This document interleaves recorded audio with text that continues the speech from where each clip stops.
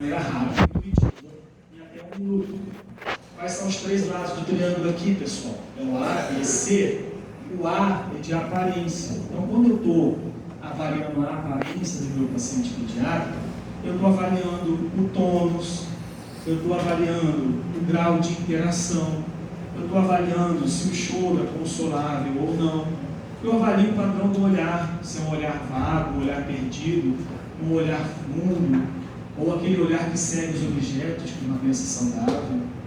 Aquela criança que já fala, já verbaliza, eu vou avaliar o padrão da fala dele, se é uma fala compatível com a idade, com o grau de gravidade do paciente ou não. Então, para isso, tem a regrinha mnemônica que o pessoal criou, que é o TICOF, né? TICOF. TICOF você avalia tônus, interação, consolabilidade, olhar e fala. É o A. Pessoal, o A é uma avaliação neurológica, concorda? Sim, rápida, sumária, menos de 1 minuto.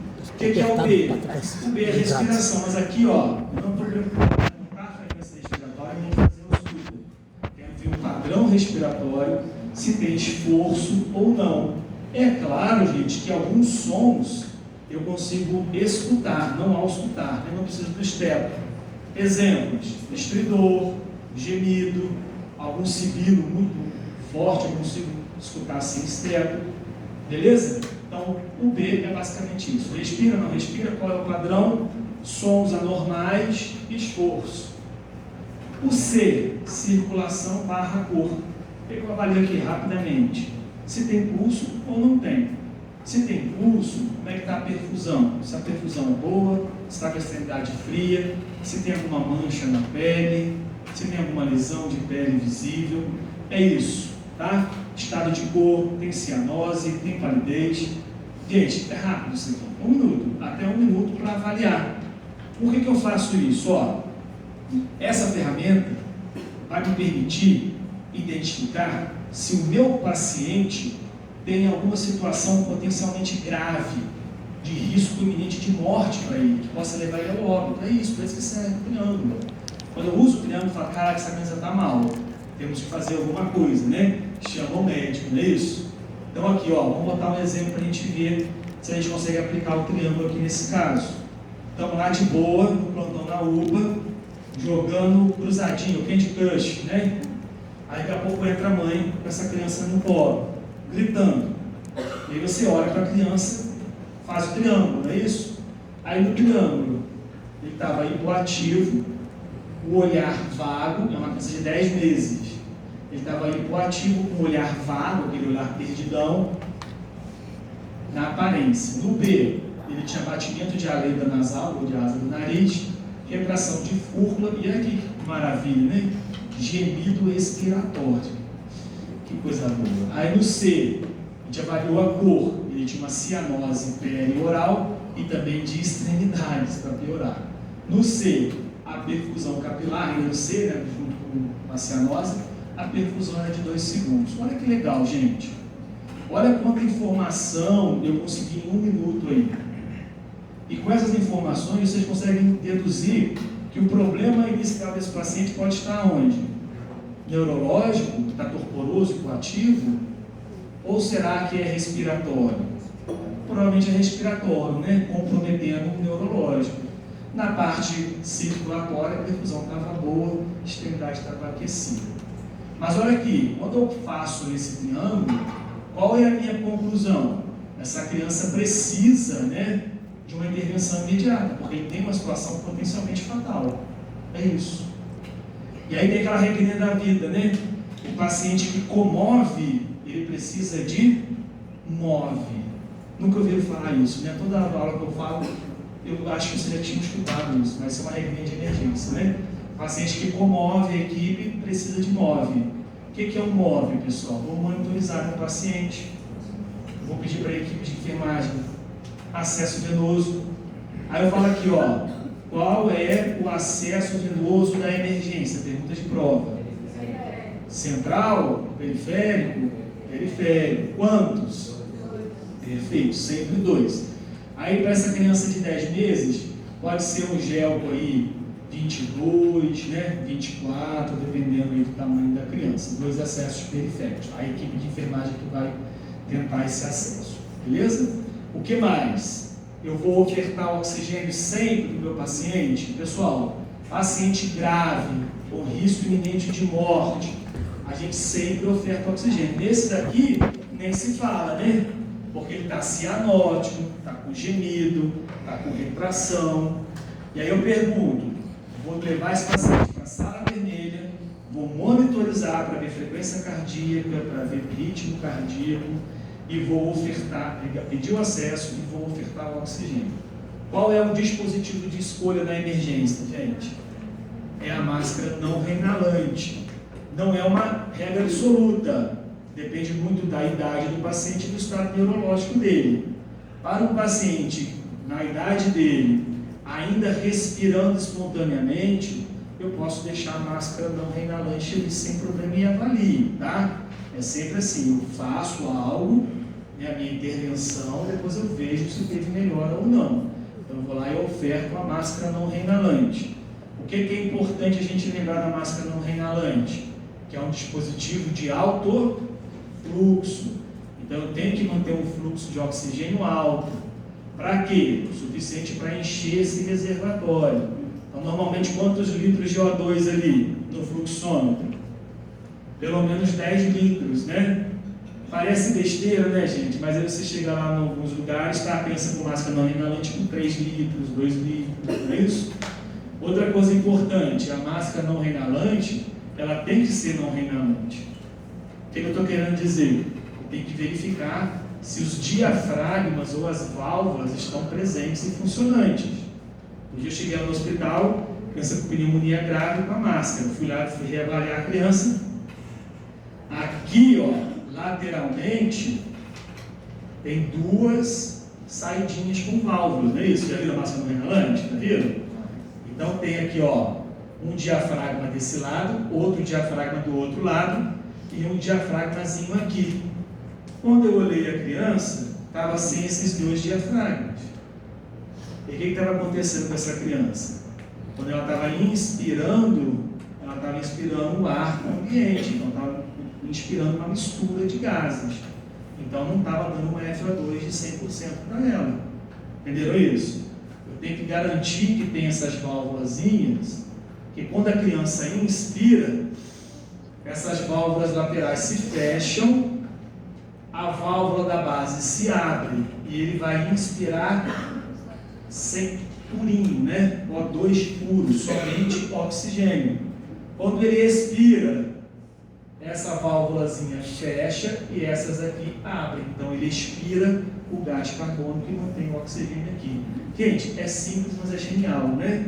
E é um dispositivo que salva a vida, porque você está dando praticamente oxigênio e essência para o seu paciente.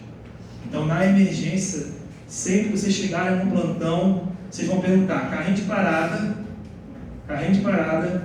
material para intubação e se tem máscara não reinalante na emergência, tá? Porque isso aí salva a vida e tira a gente de alguns sufocos, isso é interessante. Tem criança que está saturando 80, você bota não reinalante, vai para 95, 96, pô, maravilha, né? Então você já fica menos preocupado em relação ao oxigênio desse paciente. Tranquilo? Certo? Se o paciente estiver com cianose, essa saturação baixa, o esforço vai acabar. Então, pessoal, não existe uma regra, tá? Mas isso aí é uma indicação formal. Paciente com esforço, cianose ou não, tem esforço respiratório. Cianose ou não, se ele não viu saturação, está grave, oferta o oxigênio. Nesse caso aqui nem se fala, porque esse paciente já tem alteração neurológica, está retendo gás carbônico já, entendeu? Certo? Mas, por exemplo, se é um paciente não grave, chega na emergência para você, uma saturação de 95, 94, às vezes você pode deixar em ar ambiente, sem problema nenhum. Agora, paciente grave, via de regra, precisa de oxigênio, tá? Faz uma regra. Independente do esforço, tá? Por exemplo, paciente com choque séptico, paciente chocado, porque você considera que esses pacientes já estão em estágios terminais, finais. Então tem hipoxemia tecidual, né? Então você vai e bota oxigênio nele, beleza? Certo? Tranquilo, gente? Então vamos lá, vamos seguir nossa vida aqui. A equipe da enfermagem está pegando o acesso, eu ofertei o O2, monitorizei meu paciente, E aí o que a gente vai começar agora? A gente vai começar a examinar o nosso paciente, as avaliações de realmente o protocolo de atendimento da criança grave. A gente começa através da avaliação primária, a primeira avaliação. Eu não fiz nenhuma avaliação ainda, concorda? Eu tive uma impressão daquela criança. Agora eu vou avaliar, fazer uma avaliação sistematizada, através do A, B, C, D, E. Beleza? Felipe, tem que começar no A? Gente, é de bom tom, né? Eu tenho que garantir que a via aérea está pérfida. No meu caso aqui, o paciente está com a via aérea pérfida, concorda? No nosso caso, ele está com gemido, ele estava com cianose, botei o oxigênio, reavaliei, saturação melhorou, o oxigênio chegou na criança, cianose melhorou, ele teve uma melhora parcial no desconforto respiratório. Então, o meu paciente, no caso clínico de vocês, a via aérea foi garantida só de botar o oxigênio e posicionar no paciente. Bom, acabou. Resolvi o A para ele. Poderia passar para o B. Entenderam? O que mais eu posso ver no A? Considerando outros pacientes. Vamos esquecer um pouquinho do nosso paciente no caso aqui, que está com a via aérea garantida, e vou passar para o B. Mas antes eu quero lembrar para vocês que na via aérea, né, eu vou sempre classificar a via aérea do meu paciente. O meu paciente está com a via aérea pérfida. Mas eu posso ter um paciente com a via aérea preservável. O que é uma via aérea preservável? Ela está parcialmente obstruída, eu faço algumas manobras e vou substituir. Mas eu posso ter uma via aérea que não está preservável. Ou seja, eu fiz manobras simples, ainda continua obstruída. Aí eu preciso de manobras avançadas. Entenderam isso, pessoal? Certo? Beleza? Como é que eu avalio mesmo via aérea? Está pérfida ou não? Movimentos respiratórios, falas, através da vezes da ausculta, paciente com boa expansibilidade, está falando, está com a ausculta boa, entrando no ar bilateralmente, nos dois pulmões, está pérfida, certo? Vamos lá então. O que eu tenho de medidas para garantir via aérea na emergência? Isso eu quero mostrar para vocês. E lá no protocolo de abordagem da criança grave, existem as medidas simples e as medidas avançadas. O que é medida simples? Eu tenho as medidas manuais e alguns procedimentos, né, alguns dispositivos. De manobras manuais, as mais famosas são essas duas aqui que vocês vão treinar na aula prática. Chin lift e jaw thrust. O que é chin lift? Eu vou colocar o meu paciente nessa posição aqui, ó, do olfator, né, do cheirador, né? Então, a posição do cheirador, ó, inclinação da cabeça e elevação do queixo. Qual é o problema da chin lift, pessoal? Faz hiperextensão cervical, né? Então, se o paciente tiver trauma cervical, está contraindicado. Então, o emergencista, profissional de saúde, sempre vai dar preferência pela segunda manobra aqui, que é jaw thrust. O que é jaw thrust? Você vai anteriorizar, deslocar anteriormente a mandíbula do paciente, com a coluna cervical estabilizada. Essas manobras servem para manter patência da via aérea. Então, você às vezes vai deslocar a língua, vai aumentar o diâmetro da via aérea, para ver se o paciente vai respirar ou não. Ainda dentro de dispositivos, né, de manobras simples, eu posso utilizar uma cânulazinha de Guedel. Vou lá e passo a cânula de Guedel para poder desobstruir a via aérea daquele paciente inconsciente com hipotonia da língua que a língua está obstruindo a via aérea. É isso. O que vocês têm que lembrar, pessoal? Chin lift, jaw thrust e cânula de Guedel é para paciente inconsciente, tá? A gente não vai fazer isso em pacientes conscientes. O que mais eu posso fazer para garantir via aérea? Aspirar, posicionar o paciente, medidas muito simples.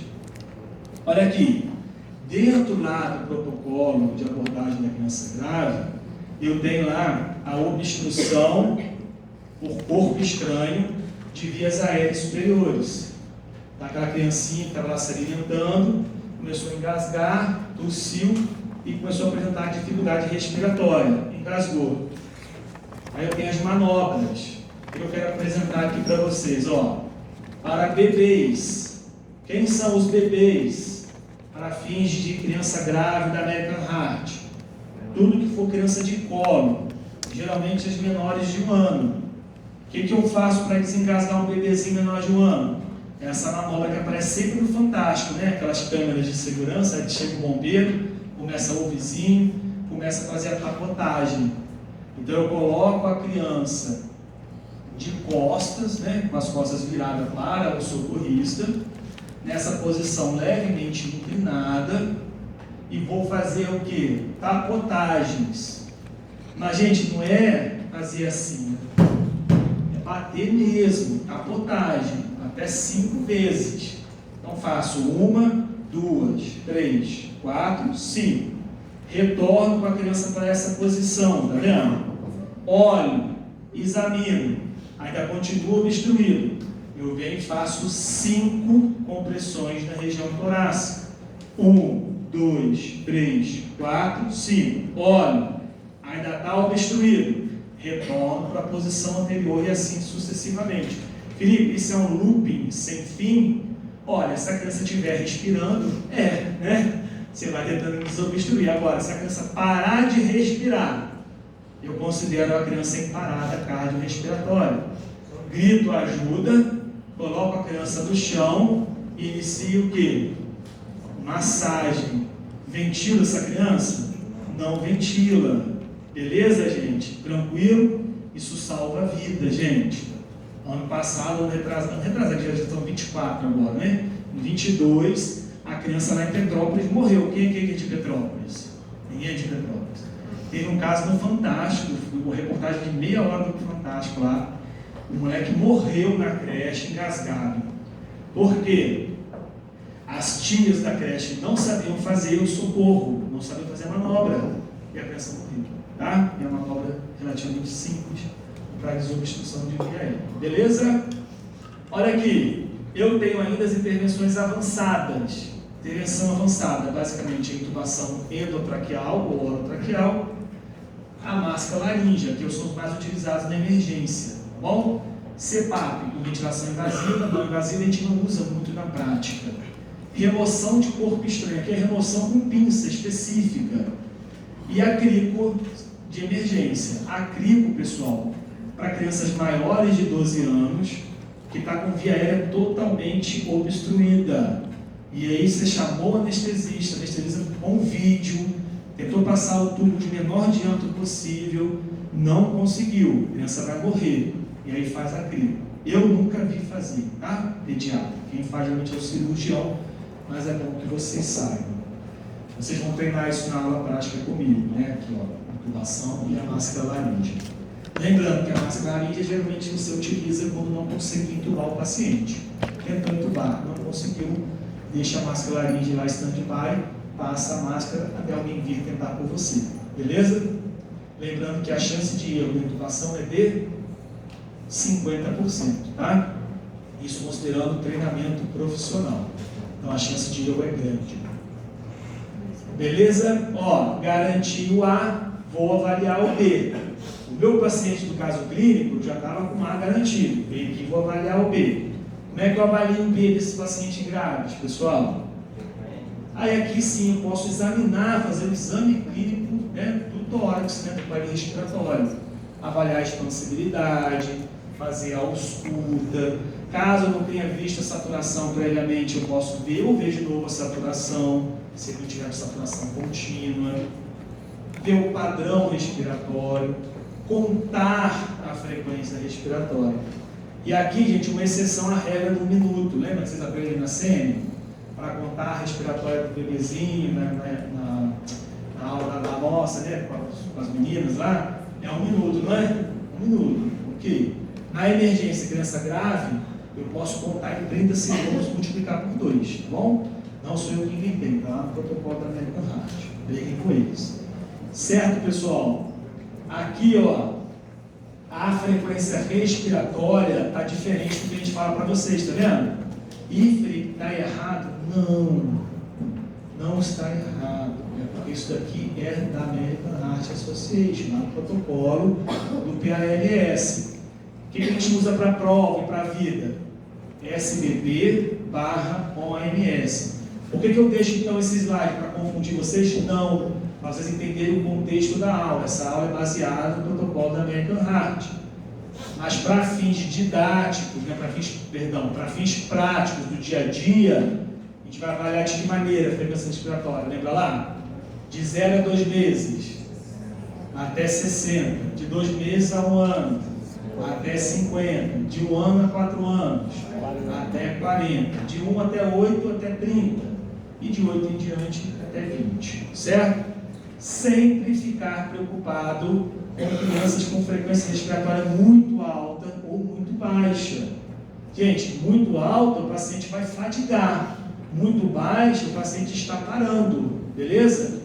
Normalmente, frequência respiratória acima de 60 em qualquer idade já é preocupante. Acima de 70 em lactentes jovens já é preocupante, tá bom? Então são pacientes que precisam ter uma atenção especial nossa, certo? Beleza? Tranquilo? Então vamos seguir a nossa vida. O que a gente vai avaliar no C? O C é o circulatório do nosso paciente. Então a gente vai avaliar aqui frequência cardíaca, ritmo cardíaco. E atenção, ó, bradicardia pode ser um sinal de parada iminente. Então criança com frequência de 60 para baixo, na emergência, fiquem atentos. Isso aí pode ser uma bradicardia secundária com intoxicação? Pode. Pode ser uma bradicardia secundária com bloqueio? Pode. Mas pode ser uma bradicardia secundária uma hipoxemia. E aí qual que é o próximo passo? O paciente para a sua frente. Então bradicardia é sempre uma situação potencial de risco. Quando eu tenho uma criança com taquicardia, frequência cardíaca acima de 200, 220 lá nos lactentes jovens, eu tenho que pensar em taquiarritmias, né? Tem a taque supra, que é a principal taquiarritmia que eu tenho em crianças, tirando a taquicardia sinusal, tá? Ó, o que é taquicardia sinusal, pessoal? Geralmente é uma resposta a algum evento, alguma infecção, febre, tá? Uma resposta fisiológica, taquicardia sinusal. Como é que eu identifico a taquicardia sinusal no monitor? Onda P. Vai ter o QRS regular e sempre precedido de onda P, não é isso? Beleza? Tranquilo. Taquicardia acima de 200, QRS curto e sem onda P, isso é igual a taquicardia supra, tá? Taque suprasinusal, que é, tirando a taquicardia sinusal, né, é a principal taquiarritmia em pediatria, beleza? Como é que a gente vai identificar isso? Olha o monitor, examina a criança, pede o eletro para confirmar. Isso aí é tema de outra aula, a professora Carla vai falar para vocês. Então, só lembrando que a gente tem que avaliar numa criança grávida, certo? Professor, você falou que a bradicardia a gente já considera como se tivesse não sério. Abaixo de 60, abaixo de 60, em crianças inconscientes, né? Você vai considerar essa criança imparável, tá?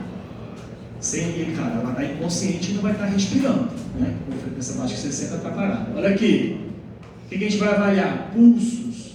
Pulsos periféricos e pulsos centrais, tempo de enchimento capilar, coloração e a temperatura da pele também, a gente pode avaliar aqui, e a pressão arterial. Em relação a pulso, a gente sempre vai avaliar o central e o periférico. Pessoal, pulso central em bebês, qual é o pulso da emergência? Quem são os bebês mesmo? Menor de 1 ano. Qual é o pulso central que eu vou palpar nessas crianças menores de 1 ano? É o braquial, tá? Ou qual é a outra opção? Femoral. E nas crianças maiores, eu vou palpar o carotídeo ou femoral, tá? Sempre comparando um lado com o outro e sempre comparando o central com o periférico. Pulso central fraco ou ausente é um mau prognóstico, certo?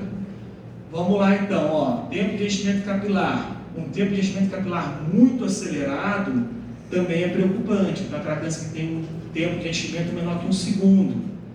Da mesma maneira, aquele tempo de enchimento capilar muito demorado, muito lento, acima de 3, 4 segundos, também é preocupante. Tudo isso você vai avaliar no C. E também não deixar, né, para depois, né, não pode esquecer a pressão arterial. Lembrando, pessoal, que a hipotensão é um sinal tardio e de mau prognóstico nos quadros, né, de crianças graves. Então é a última coisa que vai realmente cair, que vai piorar, é a pressão arterial desse paciente. Pressão arterial baixa, paciente com prognóstico reservado, tá? Nesses pacientes graves, com infecção, dentro de um contexto aí de choque séptico. Olha aqui, tabelinha lá também da American Heart, ó. Frequência cardíaca no sono na vigília e os valores de hipotensão, beleza? Guardem os valores de hipotensão, que são importantes para a vida da gente, né? Então aqui, ó, até 28 dias, a hipotensão vai estar já estabelecida se a PA sistólica estiver abaixo de 60. De 1 mês a 12 meses, já vai estar com hipotensão se estiver abaixo de 70. De 1 ano a 10 anos, eu tenho essa regrinha prática, ó, vai estar hipotenso se a PA sistólica estiver abaixo de 70, mais 2 vezes a idade em anos. Como é que é isso? A criança tem 4 anos de idade, ela vai estar hipotensa se estiver abaixo de 78, esse histórico. E para crianças maiores de 10 anos, a PA vai estar hipotensa se tiver com a PA sistólica abaixo de 90. O nosso paciente do caso clínico, ele tinha uma perfusão de 2 segundos, a frequência cardíaca estava de 110 e a PA dele sistólica estava de 80, tá? Então ele não tinha nenhum comprometimento circulatório, para a gente pensar em sepse, choque séptico nesse momento. Beleza? O D, pessoal, o que a gente vai avaliar no D? A gente avalia a consciência, avalia tônus, movimentos convulsivos, reflexo pupilar, tudo isso aí você vai avaliar no D. O que não pode faltar em crianças? Glicemia. Então a gente sempre vai avaliar a nossa criança neurologicamente através da escala de coma de Glasgow, reflexos pupilares e glicemia, tá? Nunca pode esquecer dessas 3 avaliações aí da parte neurológica da criança. Eu posso substituir a escala de coma de Glasgow pela escala de resposta pediátrica, que para mim é muito mais fácil. Eu tenho uma memória muito ruim para memorizar as coisas. O AVDI me tira do sufoco. Isso é meu, graças a Deus, eu não inventei isso não, só estou usando que criaram. Então, AVDI, escala de resposta pediátrica. Olha que legal. A criança está alerta. Como é que eu avalio isso? A criança está alerta, está brincando, está ativa. Equivale a um Glasgow de 15. O que é uma criança aqui, ó? V, verbal, ela só responde a voz. Ela está lá inconsciente, você fala assim, Joãozinho, criança, né? Criança, abre o olho, responde a voz. É o V. O V geralmente corresponde a um Glasgow de 13. O que é o D? João, não responde. Eu vou lá, faço um estímulo doloroso e ele mobiliza. Então ele responde a dor, geralmente é um Glasgow aí de 8. E o que é o I? Inconsciente. O paciente está lá deitado. João, cutuca, não responde, equivale a um Glasgow de 6. Tá? Então a VDI é uma boa escala que a gente pode utilizar no dia a dia, né? É mais prática, mais fácil de executar. Tem a escala de coma de Glasgow, tá aí. Lembrando que a menores de 2 anos, ela é modificada, tá? Então a gente, na parte verbal, vai entrar o choro, o balbucio, em relação à resposta verbal das crianças maiores de 2 anos. O renal cobra assim na prova, tá? Só para vocês saberem. Isso aqui sim. Tá? Olha aqui. Coma, leve, moderado e grave. Então, Glasgow de 3 a 15 é leve, moderado de 9 a 12, grave de 3 a 8. Beleza? E o E, que é a parte final da BCDE, você vai despir a criança, vai avaliar pelos, fâneos, né? Para avaliar nosso paciente. Aqui no D, ó, glicemia, que eu falei, que esqueci de falar, né? Então, resposta pupilar, escala de Plum ou a VDI e a glicemia. Se a glicose estiver abaixo de 60 em crianças ou abaixo de 40 em recém-nascidos, hipoglicemia sintomática, tá? Tem que tratar. Você vai dar glicose desses pacientes. Abaixo de 60 em crianças, abaixo de 40 em recém-nascidos. Paciente com alteração neurológica e esses valores de glicemia, isso é hipoglicemia sintomática. Mas você vai tratar ofertando glicose venosa em flush. Pegaram? Compreenderam?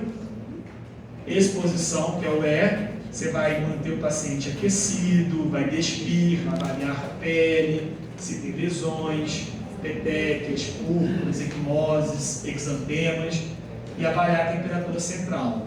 Joia? Então aqui a gente finalizou o ABCDE, que é a avaliação primária. Eu fiz